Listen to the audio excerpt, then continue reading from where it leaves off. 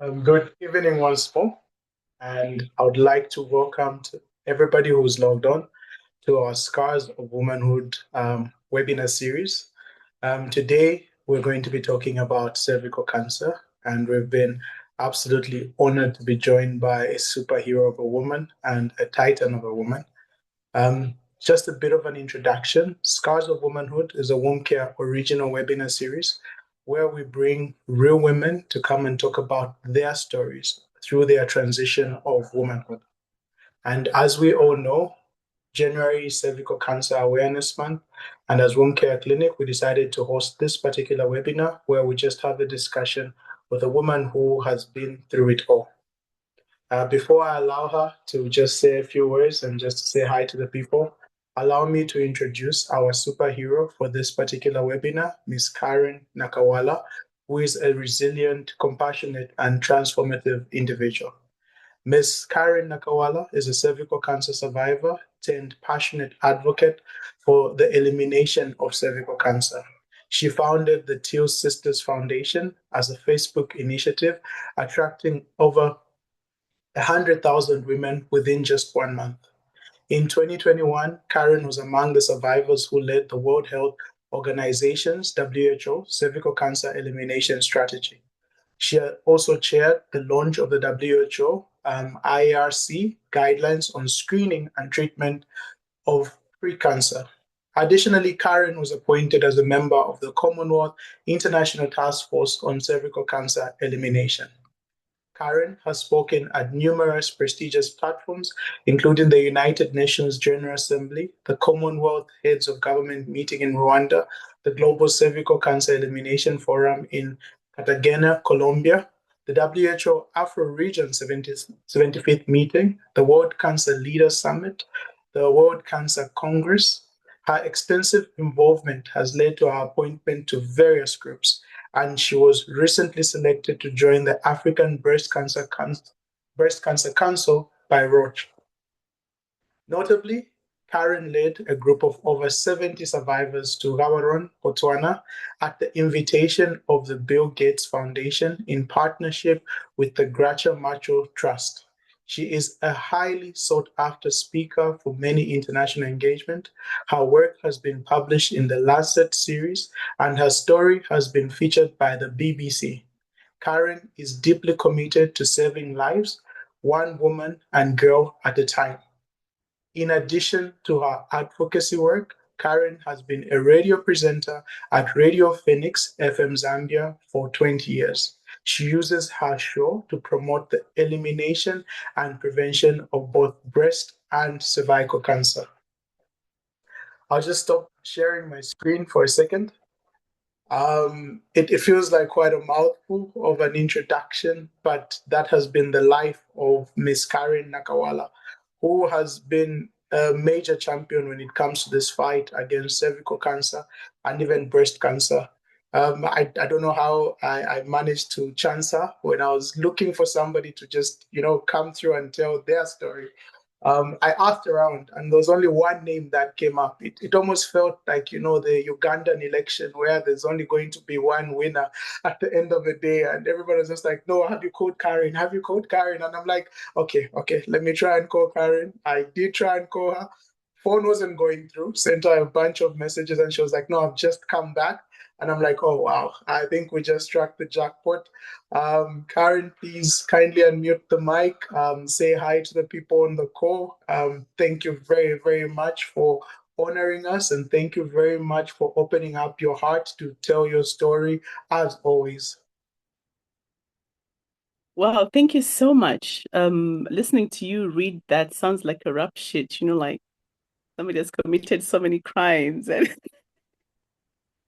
thank you. It is an honor, I always say that I think God saved me to save others, and I tell my children that God did not save me for you, not to spend more time with you. But I think, to be a voice for the women across the globe, especially women that are not able to speak out, that don't have the opportunities that I have. And so I believe that I have to be that voice. and try to just represent, every woman, regardless of where they come from, wherever I am, whatever opportunity I'm given, whatever stage, whatever platform it is that I am, given to speak. So it is an honor. And I always love it when I have to speak at home, because most of the time it it's on stages outside of the country, outside of the continent. And so it feels nice when you bring it back home and you talk to people that can really relate to you, because it's people that actually know you, not just people that look at you and think, oh, she's a woman, so I can relate. But when I'm speaking at home, it's like I'm talking to a sister, I'm talking to a mother. So thank you so much for the opportunity. No, you're most welcome, and I think we are the ones that are absolutely grateful that you've actually taken time out of your busy schedule. I think in future you should add Spoke on the Home Care Scars of Womanhood platform. Just as we're sending it out there. Of course, it's going on my TV. Perfect. All right. So right now, like with all series of our Scars of Womanhood, allow me to just take you through a quick clinical presentation on cervical cancer. Please remember, we did have a webinar 2 weeks ago where we spoke about cervical cancer in depth. You can catch that on our YouTube channel, which is Womb Care Clinic, and you'll be able to watch that. But I just figured we could have a quick recap. So, what is cervical cancer and what is the cervix? So, basically, the cervix is simply this narrow end of the uterus or the womb, which acts as a connecting passage between the vagina and the uterus itself.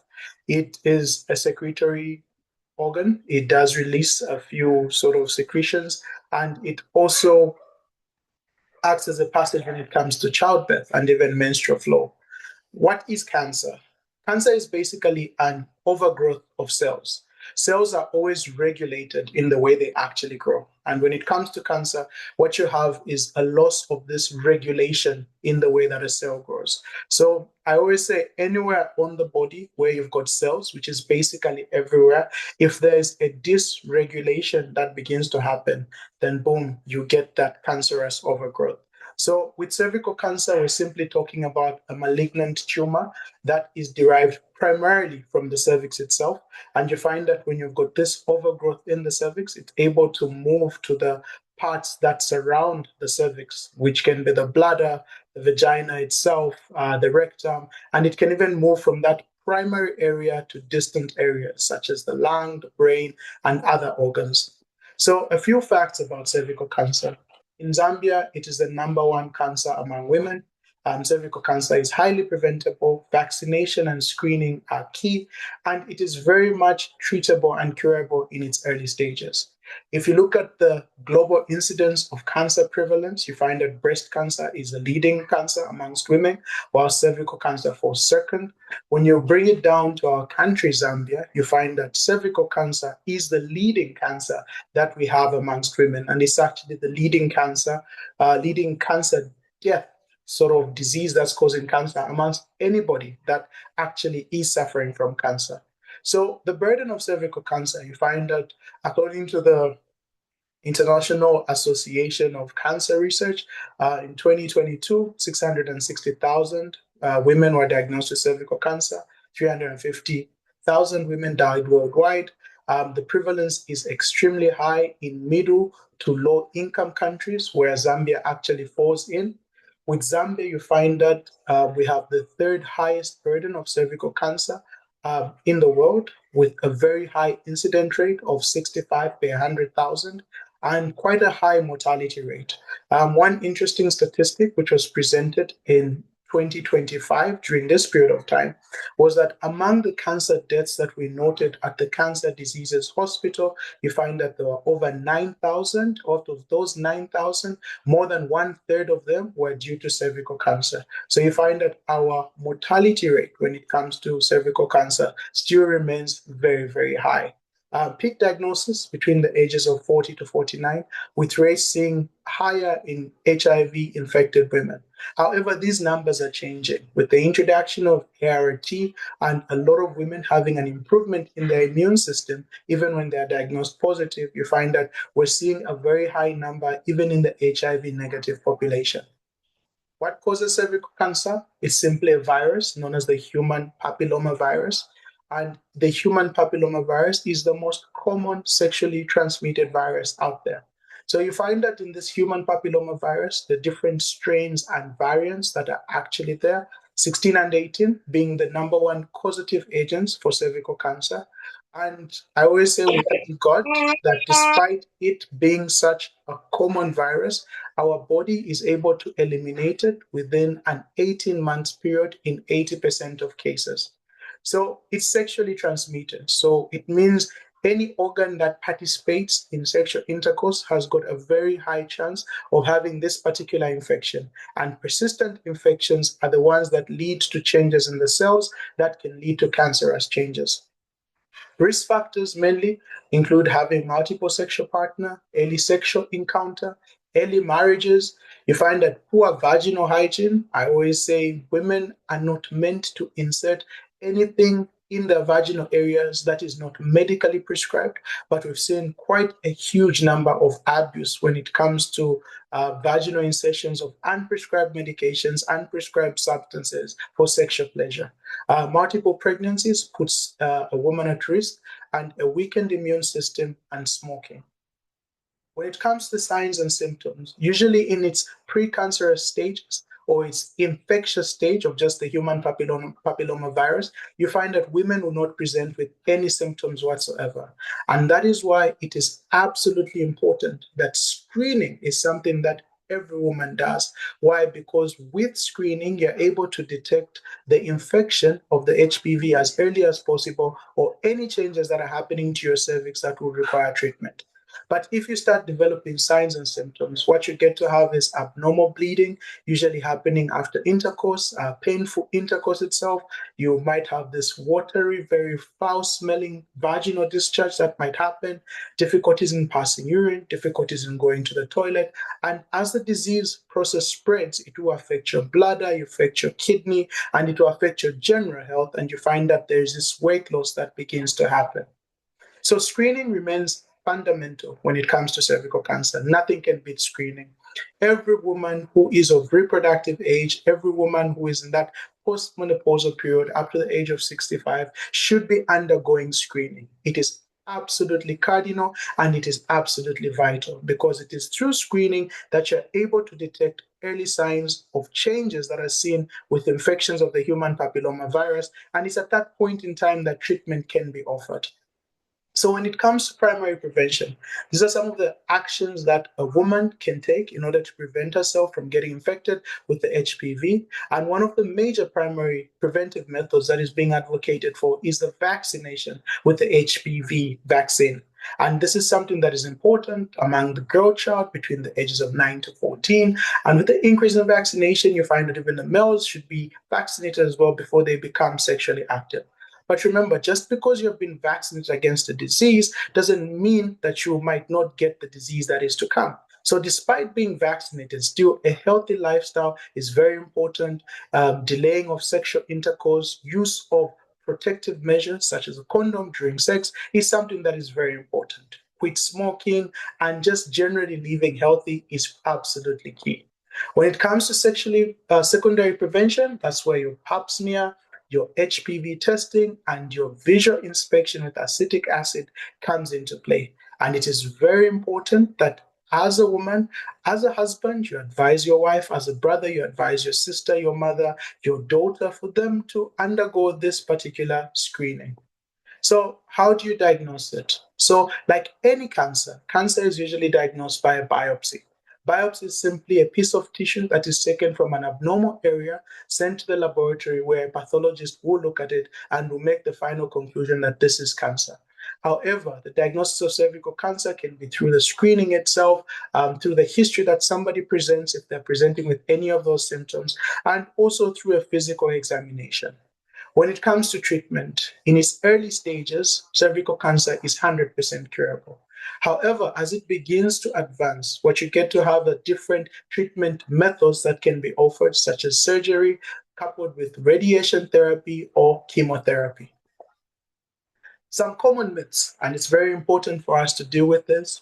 Myths such as HPV vaccination is not safe for children. That is absolutely wrong. It is absolutely safe. You can only get HPV through penetrative sex. As we all know, there are different methods of sexual encounters that are there other than penetration in which the virus can actually be spread. Cervical cancer is only the disease for the HIV positive women. That is an absolute lie. Right now, we're seeing very much equal numbers of women presenting to the Cancer Diseases Hospital with cervical cancer. Cervical cancer is the disease of the poor. In as much as it's true, the bulk of this burden lies in the third world countries. You find that this is something that can still affect women even in the first world countries. And screening is something that is absolutely key. A person with one sexual partner does not need to screen. Any patient, any woman who is sexually active requires screening.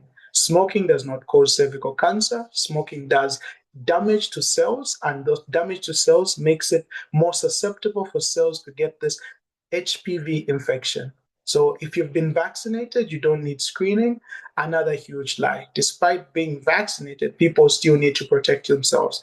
Like we said, if you got vaccinated from COVID, it didn't stop you from wearing a mask. You still needed to wear a mask. You still needed to practice safe hand hygiene. The only thing that it helped you with is sort of reduce the strain in terms of when or if you actually got infected.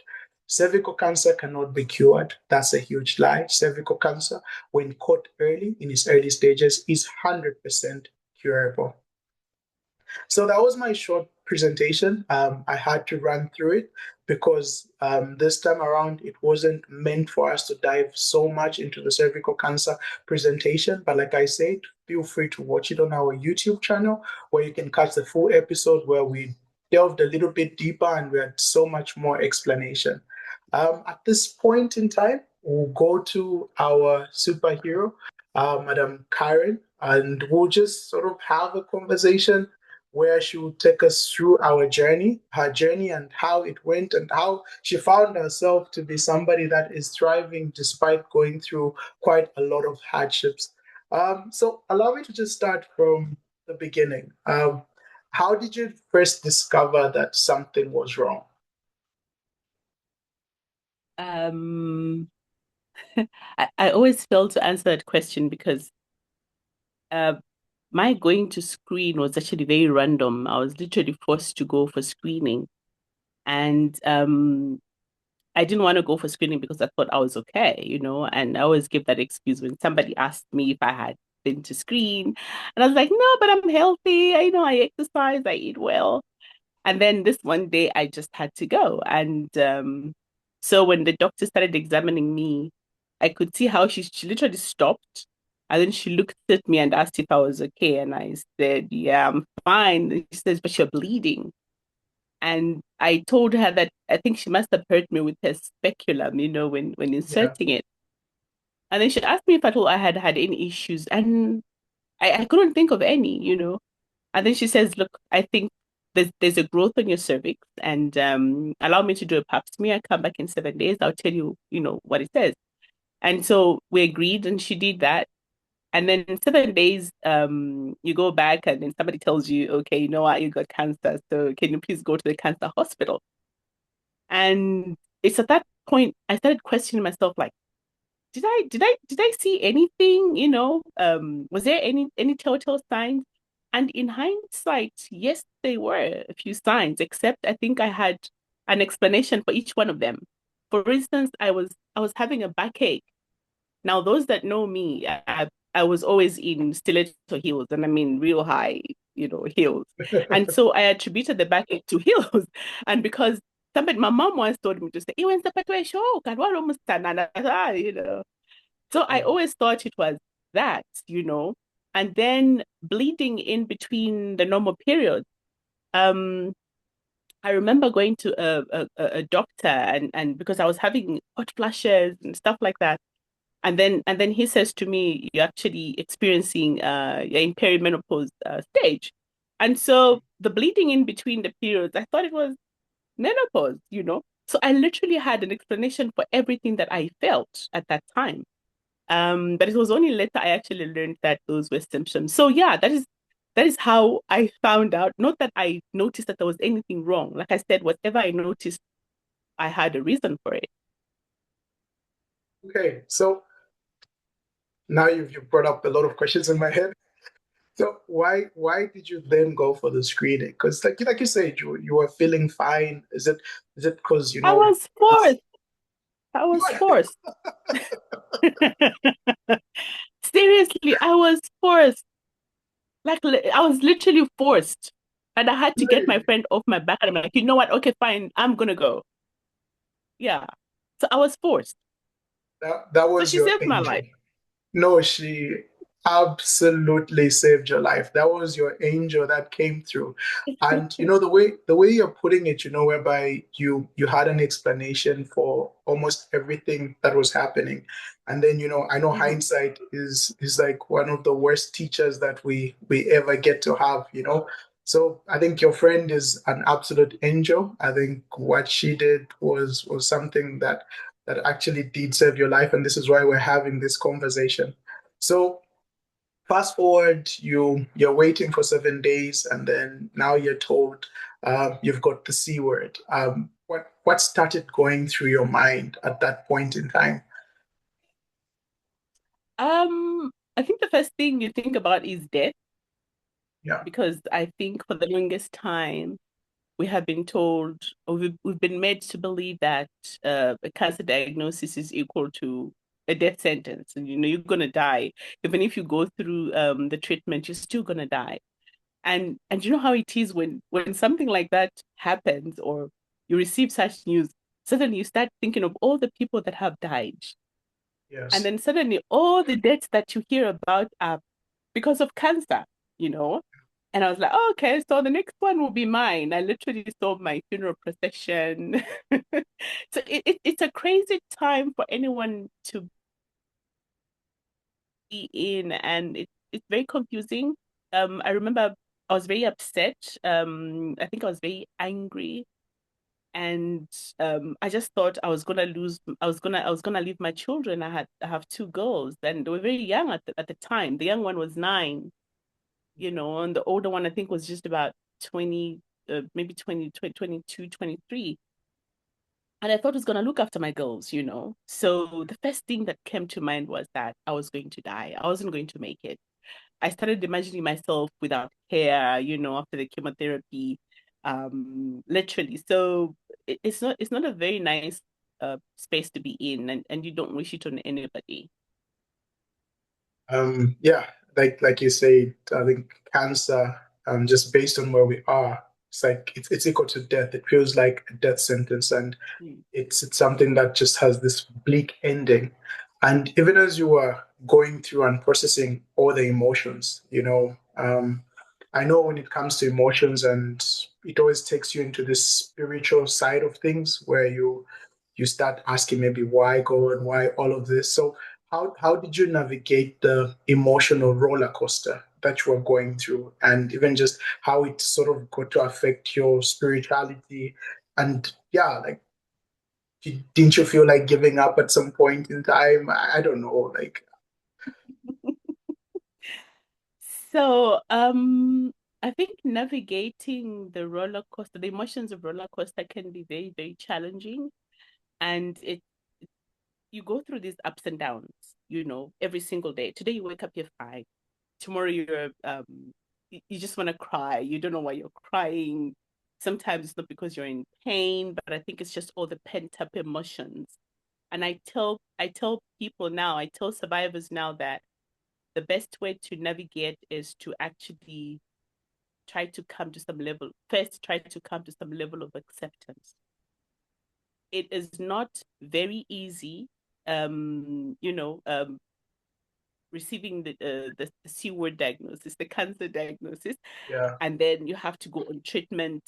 And that can be incredibly challenging, even for the strongest of people. I've always thought I'm very strong, but trust me that I think that was the lowest point, of my life.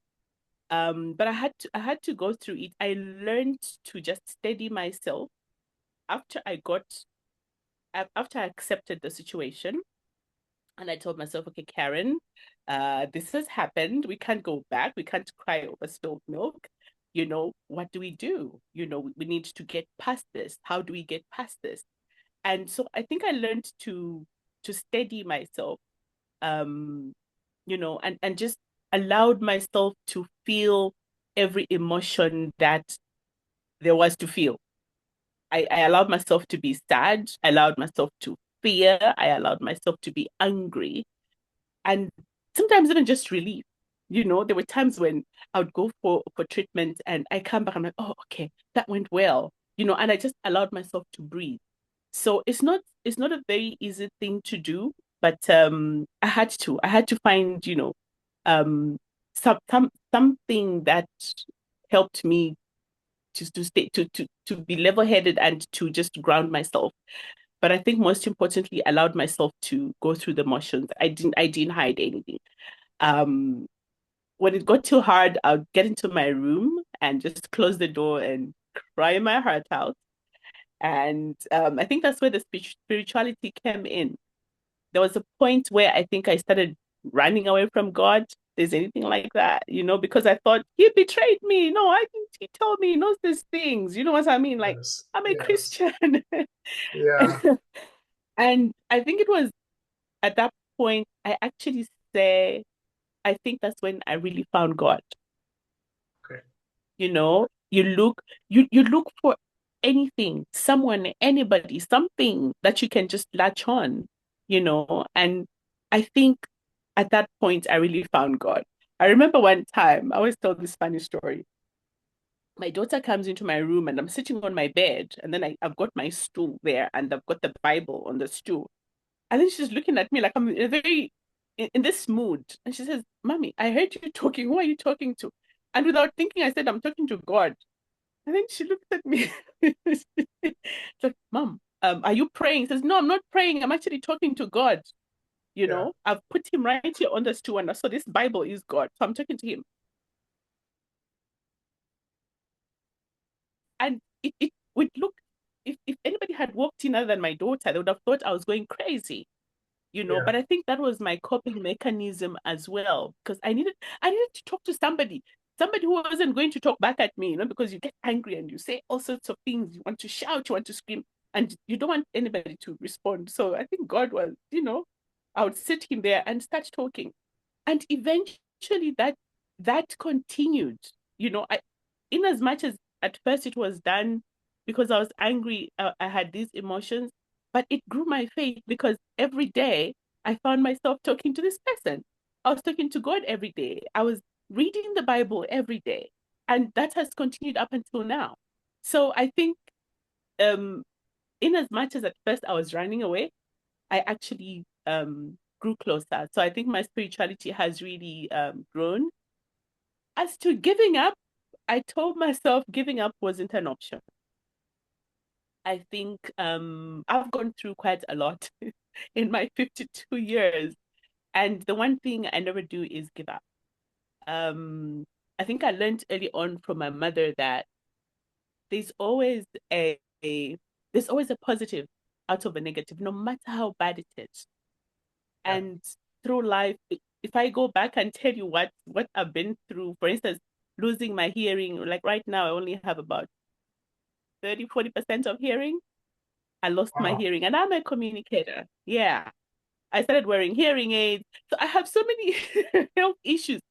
But when it happened, I was depressed. And my mom told me, says, look, if you let this thing define who you are, then you let it win.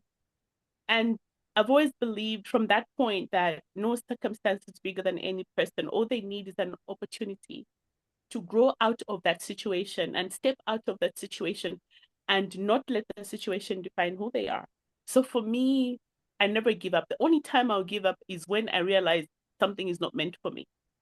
Yeah. But this time I told myself, I'm not giving up. Giving up is not an option. I've got these two children and I have to leave. I have to leave. And so I did feel low certain times, especially when you're in pain, but giving up, I wanted to leave, and here I am. No, I think I speak on behalf of everybody that's on the call. I speak on behalf of everybody that's going to listen to this later on. We are happy you did not give up because your story is an absolute inspiration. You know, you've touched on. I didn't even know that part about the hearing, and and I think what happened. I think, and that's the consequence of the treatment itself that you underwent through. And talking about that treatment, what were the biggest challenges that you faced during the treatment itself? Um, I think the biggest challenges I experienced were actually more mental and emotional. Because the time I started treatment, so what happened with me was I was very lucky, and I always say I'm very lucky. From diagnosis, that was 2019. I was diagnosed, it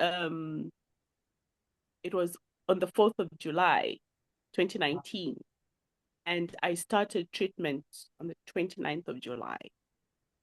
So Oh, when I okay. say I am lucky, that was less Wow. than a month from Wow. diagnosis to start of treatment. Yeah. So I didn't get a moment to pity party. I Mhm. didn't get that moment to like, I've actually got cancer. I'm sick. In the beginning, yes, before the confirmation, I had that. But from the time I went to CDH and they confirmed everything, I didn't get a moment. It was like an out of body experience. So I was told I'm starting treatment. I was told I'll start treatment on the 28th of August. Oh, and I went back crying because I thought between now and August, I'll die, you know? And so luckily, because I didn't know, Yeah. about, I didn't know much about cancer. So luckily, my doctor managed to find me a slot. And that is how I started treatment. So because I was well, really, when I started treatment, doc, up to the time I finished treatment, only a handful of people knew that I had cancer. So I was well. You look at me, you wouldn't even know there's anything wrong with me. Mhm. So Mhm. I think my body reacted very well to the treatment, good condition. So I did not have any adverse effects at the time. Okay. I got my treatment timely. So I didn't really have any challenges. I think the challenges I had were more emotional because I would go into treatment and see these people that were dying. I would see somebody being brought on a bed to receive treatment, Yeah. and I was driving myself from home. And I think that's what started to affect me. I didn't want to go there and see people that were that sick. Mhm. And also I think we had a couple of deaths with some really sad stories. And I think that was affecting me as well. Like every time I went in, there'll be a sad story, and then we lost two sisters. So it was really more emotional and mental than you know, any other challenges, so to say. I think I was looked after really well. Like I said, I was very lucky. Yeah. So I didn't really have any challenges during treatment. Of course, the side effects will set in at some point, and I started getting tired. I couldn't eat. You know what happens, and you just the doctors tell you you can't mix, you can't go out to Mhm. where there are a lot of people because your system is compromised now because of the treatment. So it was a very lonely journey, and I think that's what got to me because I'm a people person. I love to be with people. Yes. So for 6 weeks, 6 to 8 weeks, I was a loner. And I think that's what really got to me. The only people around me were my children and about two, three close friends and my two sisters. Um, Otherwise, everything else was good. I think it was more the emotional stuff. Yeah. Okay. It, I think you're absolutely blessed and lucky. I didn't know about that turnaround time from diagnosis to treatment, and which is something that a lot of women get to miss out on. We've seen so many cases, of women. I'm based in Northwestern Province. Somebody's coming from a place like Chavuma, which is a 600-kilometer journey to Solwezi, and then you add another sort of 600 kilometers to Lusaka for them to go and receive treatment. And it's just, it's such a huge change. This is somebody who's never moved out of a village setup, and now they have to come to Solwezi. It's not a big town, but for them, it's a huge change. Then you tell them they're going to Lusaka for treatment.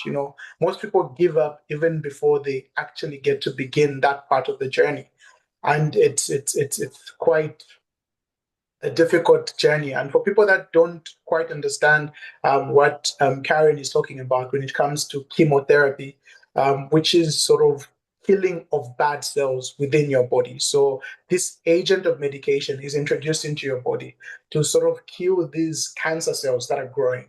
However, it's not a very selective type of treatment. It doesn't fully just focus on the cancer cells themselves. It's going to destroy healthy cells too. And even as it's destroying those healthy cells, it begins to hammer one's immune system. And we know that your immune system is what's supposed to fight off any form of infection. So you find that as individuals are going through that particular treatment, their body just becomes so battered, you're so beat down because even the good cells are dying. You're feeling weak, you're feeling tired. There's so much that is going on within your body. And it takes a lot of strength, I think a lot of mental strength as well, to be able to survive through such a moment because you feel like giving up. And I'm happy you had something to hold on to. And even as you are talking about what you held on to, you look at family, you look at friends. I know it was a very acute period of time where the diagnosis is made, you have to get treatment, but what role did your family and friends play? I know your mom instilled that, do not quit, do not give up type of mentality. But what else did family bring to you in this particular journey? I didn't tell them. Oh, oh, oh. You- You're just full of bombs right now. Okay. So, they told me, okay, now I know that I've got cancer, right? Yeah. And I'm thinking to myself, okay, so like I said, now I started learning about the disease. And then I started learning about all the stigma, all the myths and misconceptions. And I started Mhm. thinking, okay, so Karen, you're a public figure. Everybody knows you from television, from radio. And they'll start pointing fingers. And they'll start saying, and I thought to myself, okay, yeah. I live with my two sisters. They would know because they'll have to look after me. But even they only knew um a couple of days before I was starting treatment. So I went through everything, the motions, the initial, and I deliberately did that because I think I told myself I need to accept the situation before I can let anybody else into my circle. Okay. Because if I don't accept it and they break, I'll break with them, you Yeah. know? So I had to make sure I was strong enough to be able to break the news to them and just assure them that I was going to be okay, that I was okay and I was going to be okay. And so that's when I told my two sisters. And then my daughter was working in Livingston. So I start my treatment on the 29th of July. My birthday falls on the 9th of August. So she Mhm. comes down on the 8th of August and decides to plan a surprise birthday party for me with my partner at the time. He's the only one, he was the first one to know. I Okay. think I told him a week before my treatment. So she came and between him and her, and he knows that I haven't told her. So he goes ahead and they plan this birthday surprise. And on that day, I actually had both radiation and chemotherapy, and I was super tired. So I come home, and then somebody's telling me, oh, we have to go to dinner to celebrate your birthday. I'm like, you know what? Even if I go to dinner, I won't eat anything because I'm not allowed to eat Yes. this. I'm not allowed, you know what I mean? Like, so what am I Yeah. going to do there? He says, no, we just have to celebrate. I struggled until he convinced me, let's go. So I dressed up and we went to this a friend's restaurant and everybody's there. My sisters, my brothers, my friends are there. And I'm like, oh God. And they're like, Karen, why did you look so tired? No, I was sleeping. So Mhm. so it's carried on like that until I think it was before 2 weeks before I finished treatment. That is when I called my band of friends and I did a WhatsApp call. I told them I needed to talk to them and I explained to them that this is what happened. And at the time of my diagnosis, I was actually shooting a TV show. We're doing a TV show with my friend Chola on Diamond TV. So I Okay. started treatment and continued shooting because I didn't, if I knew if I told them, they would actually, it would disturb everything. So I finished shooting with the day that we were launching the program. It was at Starkineko at Manta Hill. I had also just come from both chemo and radiation. And I had to look pretty, makeup, dressed up, and everything else. And it was only after I finished treatment that I actually told everybody else. And everybody else had been just a few people. I continued radio. I was still doing radio every Yes. Sunday. I would go to radio. I continued doing that because that's my happy place. And Mhm. like I think the rest of my family and the rest of the world learned about it in February when the first lady at the time invited me to actually make a presentation at a high level event that was being held with some international donors. And the next day, like I was front page, cervical cancer survivor. Oh, my phone blew up. My phone blew up. But I think I was at a point where I even used to laugh about it. I'm like, it was just one of those things. It happened, but I'm good. Yeah. Yeah. So that's how that's It's how it happened. I've like, yeah, like I said, you're full of bones, like I didn't expect that. I didn't expect that aspect of things, where you just jump in and you tell everybody, okay, I'll let you know when this is all done, kind of in a mentor way, let me Yeah. process this. But there's something that you Yeah. touched on that I want to circle back on, where you spoke about stigma in particular. And I feel like stigma has the fear of it has actually killed so many people. Even before you go through something or you're going through something and you don't want to seek help just because everybody will know that this is what I'm going through. Everybody will see me going for this particular treatment. So the stigma aspect of it, like what was going through your mind, even when you look at that moment and think of yourself of where you were, and for people to associate you with going through the particular treatment. So the first my first encounter with stigma was not with me, but with a fellow patient. So she came in, we were having brachytherapy. So it was towards the end of my treatment. And she says to me, my husband, my husband has told me to move out of the house. He's bringing Oh, another woman because he says that I'm gonna die. And then he says that the neighbors and community are talking. They're saying that I'm cursed, and his family were telling him to divorce her. And I'm sitting there and I'm looking at this woman. I'm like, you know what, God, you love me. Like I never had to go through that, but uh, and she wasn't an isolated case. Most of them, and um, most of them came from the rural parts of the country. mhm. And if it was in Lusaka, it was from the high density populated areas. And that's when I realized that we needed to do something about it. Because I now started asking myself, why do we have so many people dying from cervical cancer or being diagnosed with cervical cancer at a late stage? And stigma is one of them, you know. So somebody goes into the clinic, and those passing outside are like, well, you see now that woman. And then if they come out with a positive result, or she's promiscuous, she's been sleeping around, she's got HIV, she's had too many pregnancies, she started sex early. So many things actually come up when I think about stigma. And then also, I think we all know that, and I'm glad you brought it up, that no, it's not only HIV positive women that get cervical cancer. We're Yes. seeing a lot more women, and I've had people come to me and say, so Karen, does it mean you're HIV positive? Like those that are Mhm. bold enough, they'll come and ask you that question. I'm like, really? Like, so you stood up from there to come and ask me if I'm HIV positive because I Mhm. had cervical Mhm. cancer. Yes, But I laugh it yes, off. But it's something very serious. So you can imagine if somebody has got HIV and then they get cervical cancer, that is stigma twice. that's true. You understand? So Yeah. it we need to be hypersensitive when it comes to this disease. We need to be hypersympathetic and empathetic if we're going to get um to move forward, especially with the elimination strategy. We need a lot of sensitization in the communities. We need a lot of education in the communities. We need a lot of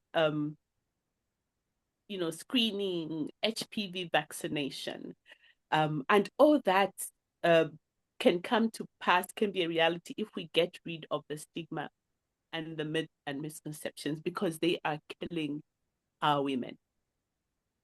I I totally agree with you. And it brings me back to what you had said earlier on, where you said, you had an explanation for almost everything that was happening. And then you mentioned that, you were having this bleeding in between your menses, your actual normal menses. And then somehow it felt to use, okay, maybe because the doctor said I'm perimenopausal. And again, those are sort of the deficiencies that we have in our healthcare system as well, where we say to start with. And this is why we had the Scars of Womanhood, where we just spoke about menopause. We say to start with, bleeding in between your menses isn't something that's supposed to be normal. You need to be investigated for that. And then if you talk about those aspects where you talk about bleeding vaginally, it feels like this huge taboo within our setup. Is it because why you're bleeding like this? I remember I had this very sad moment where this woman came to the hospital with her husband. Very caring man. You could tell, he's escorted his partner, and she had lost a lot of weight, like a lot of weight, and then you could tell something wasn't quite right. Then you asked what's going on. No, like she's just feeling ill. We did a vaginal examination, and there was this mass that literally was just there. And you start asking them, okay, do you guys engage in intercourse? And they go like, yeah, sometimes. What happens? No, she bleeds a lot, and then we stop. And then, right there, right then, that's already a danger sign that everybody should know about. Bleeding should not be occurring during intercourse. Bleeding should not be occurring in between your periods. Even if you're going through that menopausal transition, bleeding is not something that should be a thing that is there with you. So if you're bleeding outside the normal, please seek help. I think that's the message that I'm giving here. And I think it's important we need to talk about a lot of these things so that we just end the stigma that surrounds it. And I think one thing about your story that has me is that you're going through chemo without anybody knowing, and you're still going about your day-to-day life, And reminds me is like, be kind to people. You don't know what they're going through. And some of us can be so mean in society for no reason. Like you're just Mm, you're just so mean. that's Like, good.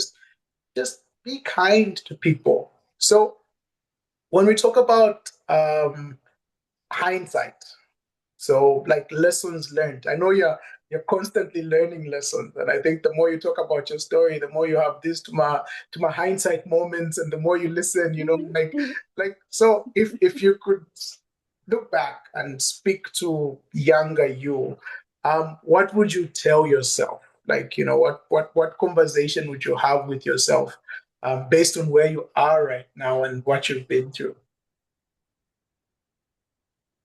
Oh, like I'll tell my younger self so many things.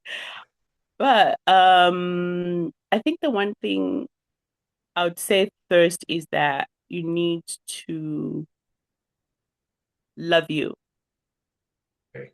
first. Because if you love you and care for you, you'll be able to notice when things are wrong. Yeah. And when you notice that things are wrong, you'll be able to do something about them. I would also tell my younger self not to be too hard on yourself because I think I was really hard on myself when I got the diagnosis. So, in whatever circumstance, whatever happens, I think most of the things that happen, we don't ask for them. Yeah. I didn't go out on the street and say, "Hey, I want to have cervical cancer. Please give it to me." You know what I mean? Yes. Um, I so I think I always tell my children that do not be too hard on yourself, and that you you need to know your body. And this I teach even the older women. You need to know your body. I remember once I asked them, we're talking about, changes um in the vulva area. We're talking about vulva cancer Yes. and even just generally hygiene. You spoke about good hygiene. So I asked them, I said, how many of you know what you look what I call it rosemary? I said, do you know what your rosemary looks like? Uh-huh. And then, how do I know? I said, well, get a mirror, put it down there, open your legs and see what it looks like.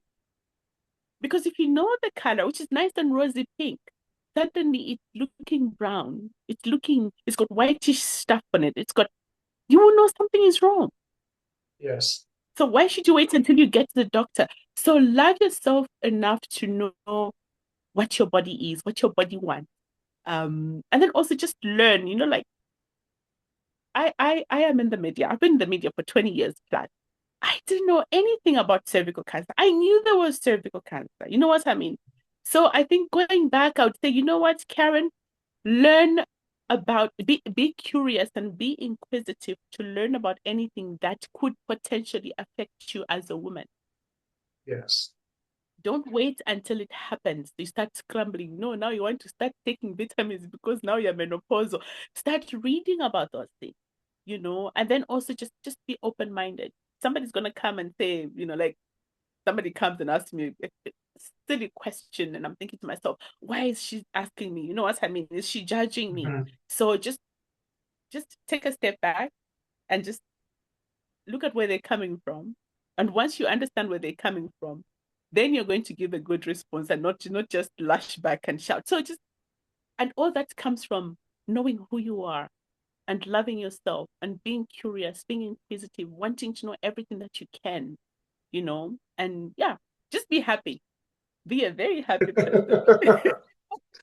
I like everything that you say, like know yourself, that expression, like I know myself like the back of my hand, and then somebody looks at the back of their hand.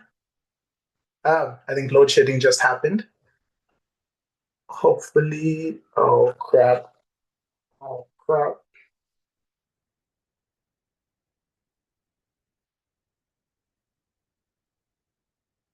Hmm.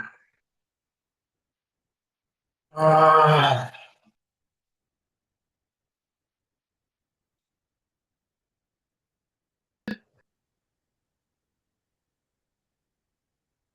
hello. Madam Karen, are you still there? Yes. Perfect. Sorry, just had a blackout. Back on. All right. I was saying knowing yourself like the back of your hand, and then there's this thing that goes around where someone looks at the back of their hand and they didn't realize they had a mole. So the point is to to actually get to know who you are, and just like you've put it. And I think as a woman, you can only see those changes if you're constantly analyzing yourself and knowing your body. Um, we've come to one very important question to your sisters. Mhm. After all that you went through, and then suddenly, where did the idea come from? And what is the Teal Sisters Foundation for people that might not know, which has a very huge following on Facebook and social media, where you bring a lot of women together, and it's an absolutely beautiful, beautiful thing. So please tell us about it. So, after after treatment, like I said, I experienced all those women that were going through issues. And then I think I started being inquisitive, and just curious to know about this disease. And I think the one thing really that stuck with me was that there was very little information, and especially for a person like me who's, fairly exposed, didn't know much about cervical cancer. So I never thought I would actually do, get into advocacy because my life was about fashion. I was running the Zambia Fashion Week. By the way, I had the Zambia Fashion Week, the biggest Zambia Fashion Week ever, 2 weeks after my treatment. I think I'm just stubborn. and nobody knew. Um, so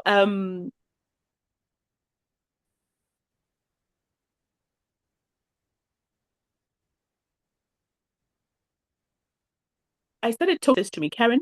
The United Nations are looking for somebody to go and make a presentation on cervical cancer, a patient or a survivor. And I think you'd be best to go. And I looked it up like, how do I talk about something that I haven't even understood what this disease is? I don't even know what I'm going through. Like I said, everything was happening like an out of body experience. And I Yes. told her, I said, I don't think I'm the right person. And then I started thinking, when I go to the UN, then my story is going to be in the newspaper, then everybody's going to know. I'm like, nah, I can't go. And she thought I was joking. And she says, but Karen, you're going to America. I said, you know what, Doc? If it's meant that I should go to America to go and talk about this, I will go when the time is right, you know? And so we let it go. So that was September, October, November, December, January. January, Karen, you know what? Look at women are dying from cancer, cervical cancer. Let's talk about it. You can start a Facebook page. And I was like, okay, people don't like to talk about anything that is related to sex in Africa. So I don't know how many people we're going to get. So anyway, my Yes. daughter is the one who started the page. And the next morning, my doctor is sending me text, Karen, have you seen the page?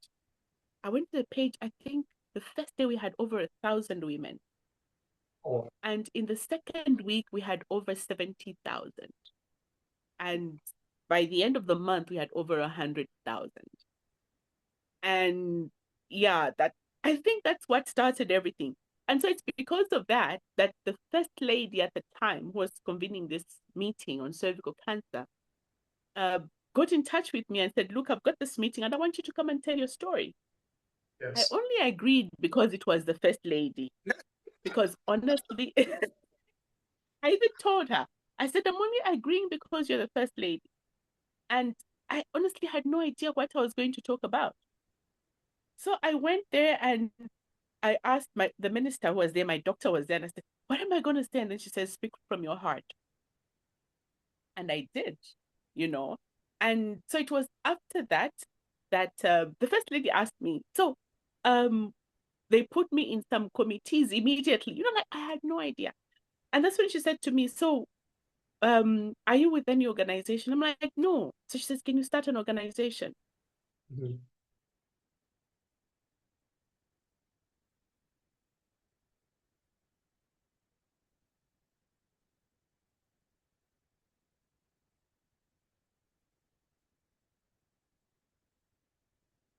I don't know whether it's just on my end. I can't seem to hear Miss Carrie.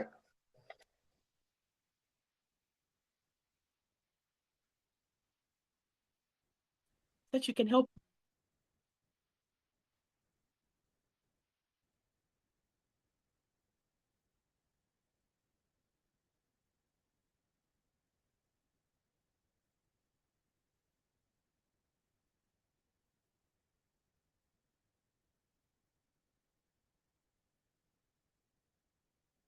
Can somebody else please confirm if I'm the only one that has lost Miss Carrie?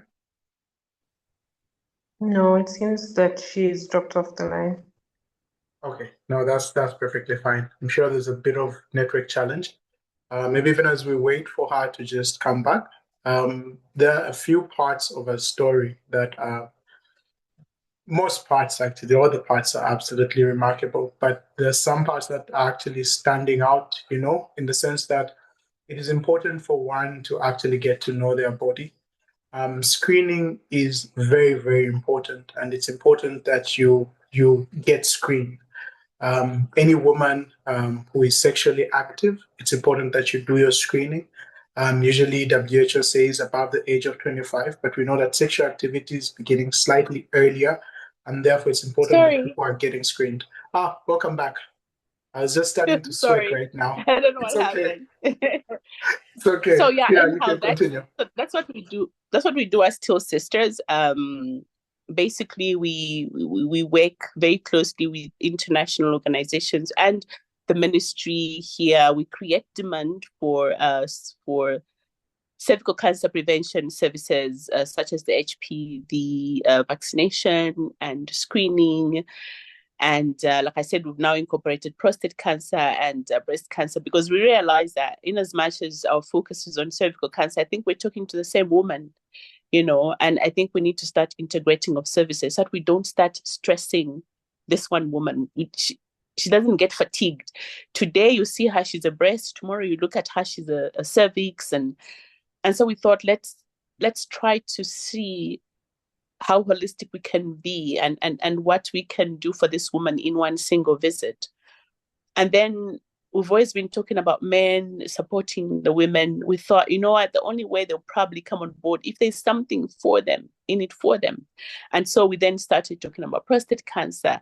And so when we go out to screen in the communities, we actually screen for prostate cancer as well. And we have more men that come. And so it's nice to see husband and wife come. Husband does prostate, the wife does cervical and breast cancer. And now we're including the children, those that need the HPV vaccine or those that are eligible to get the HPV vaccine.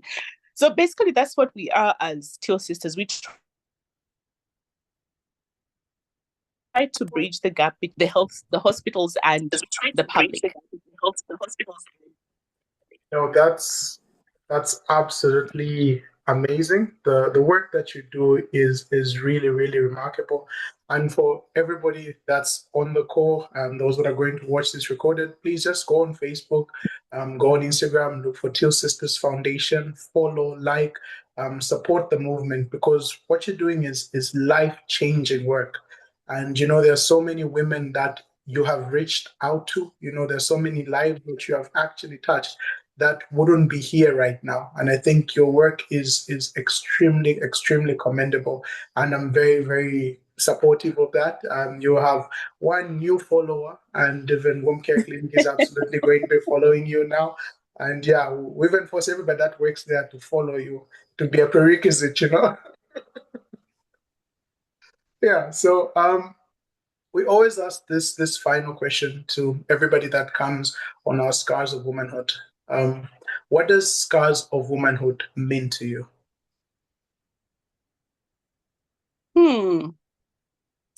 Scars of Womanhood. Oh, wow. Okay. You caught me off guard. I think I would say, and relate it to me. Okay, I always like to give myself as an example. So I think the scars of womanhood that I carry are the scars that I got from the cancer and the treatment.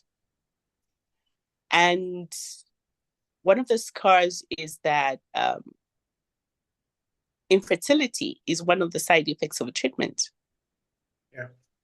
And for a woman, that is life-changing. For a woman that is, how can I say? It's like, I have to have this thing. It's like when you have breast cancer and they take away your breast, you feel incomplete as a woman. Yeah. And so imagine a 24-year-old is diagnosed with cervical cancer and she cannot have children after the treatment. So the cancer has robbed her of that opportunity. And so she has this scar that is left behind because of the treatment. And she cannot have children. A woman with breast cancer just looks at herself and thinks, I'm incomplete because I don't have one breast or because I don't have breasts. And so for me, those are scars. It's like an occupational hazard. You know what I mean? True. So I don't know if I'm right, but I think those are the scars, some of the scars of womanhood that I can think about in this moment. And I carry a few because of treatment. Yeah. No, that's right? perfect. No, there's no correct answer. It's one of those random questions that has no correct answer whatsoever.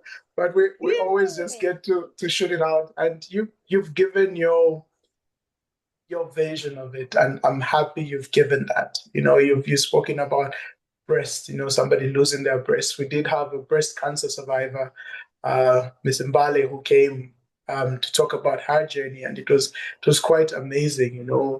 She coined up a phrase, breastless but not breathless, and it's something that just Absolutely.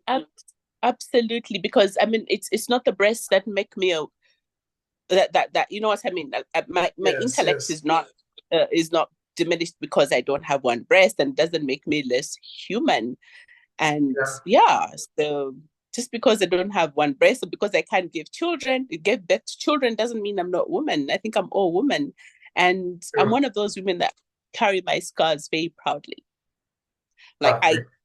you know what? If I could show them to the world, I really would, Yeah. But I carry them proudly. I think that's what makes me that's what makes me who I am today. Even Jesus carried his scars. He showed his scars to what was the guy who doubting Thomas. He carried Thomas. his scars. So who are you to hide your scars? So I Yeah. carry mine very proudly. Beautiful. We've come to, I think, the end of our discussion.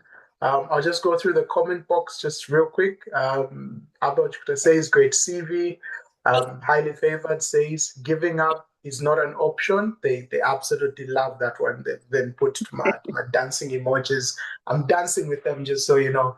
And Chivesa says many people avoid cancer screening because they fear they won't be able to cope emotionally if they're diagnosed. What would you say to someone who feels this way and chooses not to screen because of fear? So there's a question there. So I think, and you get a lot of them. Normally, what I said to people is that we don't screen to find the cancer. Mhm. It's not that when you go for screening, you're going to find the cancer. I think we screen to show that we love ourselves. We screen to prevent. We screen so that we're able to spend more time with our loved ones. Because if we don't screen, we're going to die and we're going to leave them.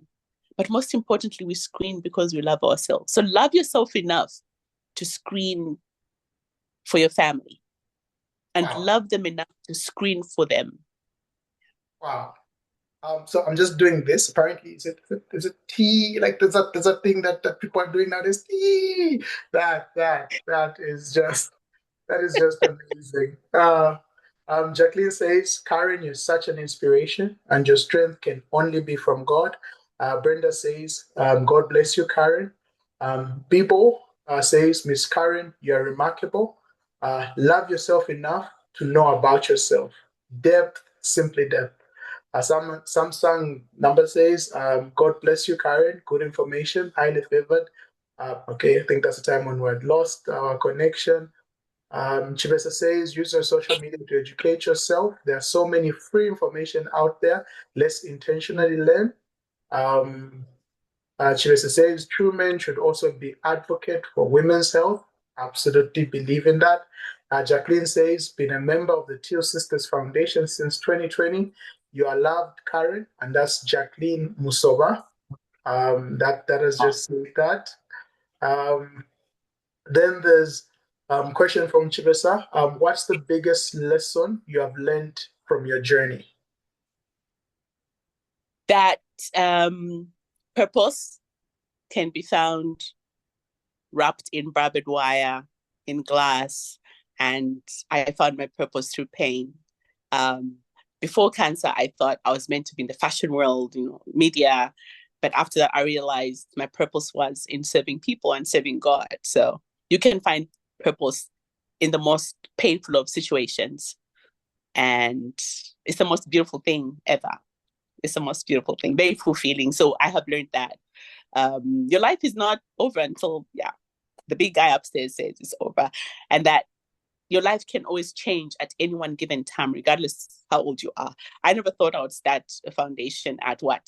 At 50. I never thought Mhm. I would do that. So I think I've got the Teal Sisters next post up there. Purpose can be found wrapped in barbed wire. It's you're just dropping the nuggets right now. It's wow. Um, Lovely. Somebody has posted, scars of my womb, cannot have children anymore, even if I wanted, shortened vagina. I'm really sorry for that. Um, we are a community that's here for you. There are always individuals that you can have a chat with, and there are always ways that options can be explored. Karen, thank you for giving yourself selflessly. TMC, at what stage did they confirm the cancer? At what stage did they confirm that your cancer was all gone? I think that's the question that is being asked. I think it was during my first review. Yeah. Mm-hmm. Which was it just September, October, November? I'm trying to remember. 3 months after September, yo. I think it was in January of Yeah. 2020. Okay. Yeah, after my 4 months after my treatment. Yeah. Lovely. Did you have a party? I party every day. Like any moment like any opportunity for me to have fun, have fun. Yeah. At that moment, no, I actually did not then, because I still have, even now I still get like, oh, maybe it's gonna come back. Mm-hmm. It's gonna come back. But then it was really bad. So but after that, I think when I turned 50 and I kept praying, God, please, let me just get to 50. Let me just get to 50. And I have learned to just live my life, live a full life, live like there's no tomorrow, and celebrate every moment, every milestone, no matter how small. So yeah, I throw me in parties. So I party every day. If I can, I'll party every day. But when I say party every day, I live my life every day. Yeah. Yeah, 100%. Lovely. I think we can read maybe the last two comments that we have in the chat.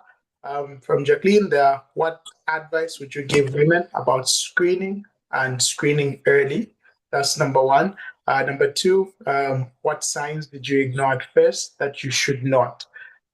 So there are those two sort of final questions that have been thrown into the chat before we close up our Scars of Womanhood webinar.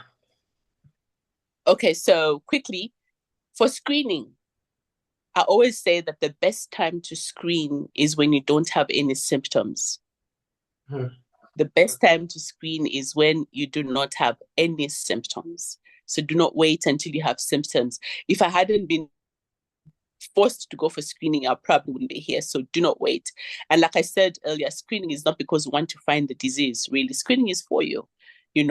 Screen for yourself, screen for your family. And if the cancer is found early, like it was found, mine was found at stage 1B3, so it was still very early. And that is how I think the treatment outcome was very, very good. So if it's found early, like I said, treatment outcome is good. But if it's found late, you come when you're bleeding heavily, discharging heavily, you're sick, you find that they'll treat you to just manage the symptoms. I think Doc may have spoke about that in previous episodes. But if it's found early, they'll treat to cure. So screen when you don't have any symptoms, because early detection will save your life. What was the other question? Sorry, I'm menopausal. What signs did you ignore at first that others should not? Well, I ignored the bleeding in between my periods. I ignored the backache. I think those were the major two that I had. Remember that the symptoms increase as the cancer also progresses. So early stage, you find that some people don't even have any symptoms. They'll have very minimal symptoms. Like I said, they'll ignore them like I did. So, but once it starts to progress, you find that even the symptoms become severe. So, yeah. So it was those two for me. Okay. There's a question that came into my inbox, and it just simply asked about screening when somebody is pregnant. So I think just a comment on that. When it comes to screening during pregnancy, we usually do not advise it. Why? Because of the treatment modalities, just in case you're found to be positive. But that should not stop a woman who feels is at need for screening, even whilst she's pregnant. Because remember, cancer will begin to advance, and it will not wait for your pregnancy to become bigger, for your baby to become mature. And you find that, and I always say this one important thing: a healthy mother will equal to a healthy baby. And it's never the other way around. And I see a lot of women, going through pregnancy whilst they're very sick, and we tell them, you cannot carry this to term, but they're like, no, I'm fearing for my baby. But there's that aspect where you as a mother need to be extremely healthy for even your baby to be healthy and to be able to carry your pregnancy to term. So I hope that answers that question and that helps out a lot of people. We're coming to the end of our show. And before we just conclude our webinar, I just wanted to remind everybody that Womb Care Clinic, through the Scars of Womanhood platform, will be hosting a women's conference. It'll be happening on the 14th of March in Solwezi at Brenda's. And this particular conference, which is themed a celebration of women's strength, will bring some of the people that we've had on our Scars of Womanhood platform to simply just come and have a candid conversation, one-on-one conversation. It will be a very open segment where we'll have a bit of health talks, we'll have these conversations, and we'll see how best we can continue changing the direction in which women get to deal with their journey through life, through these honest conversations. So please go through our Womb Care Clinic page. You'll find there's a link to how you can register and grab your tickets for this particular webinar. Conference, we hope it will be one that will be extremely enlightening, and people will have the conversations that they need to have. I'm excited. We'll be talking about 47 years of marriage from somebody who's been married for 47 years, and they'll come and tell their story about being married for 47 years. Some of us can't even imagine what 47 years looks like, because maybe we haven't even lived that long to start with. But yeah, so it's one of those things where we get to have these particular conversations. For every Scars of Womanhood, our superhero gets to give the closing remarks. And after that, we end the webinar. Before you give your closing remarks, Madam Karen Nakawala, I just want to say, on behalf of Womb Care Clinic, on behalf of everybody that is listening, you are one of the beacons that come from our country. Just so you know, you are an absolute lighthouse to individuals that have been through so much trauma, that have been through so much, and you keep on giving that hope to people that you can find your purpose whilst wrapped in barbed wire, as you had put it. And we are absolutely honored and we are grateful that you found the time to have this conversation. It goes a long way in helping so many lives. Thank you very much. And please feel free to give your closing remarks. Well, thank you. Shall we be upstanding for the national anthem?